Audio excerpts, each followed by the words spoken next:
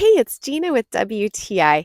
And when I was a kid, having a lantern meant having a kerosene lantern that you'd have to light when the power went out.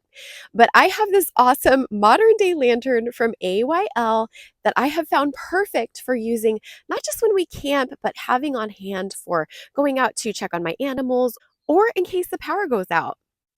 Some things about this lantern that I think are outstanding are first off, that it's rechargeable.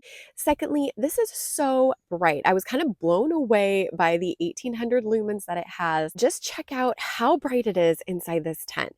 So there are 4 different lighting modes. This can be used with the cover on for 360-degree lighting, or if you want more focused lighting, you can just take the reflective cap off.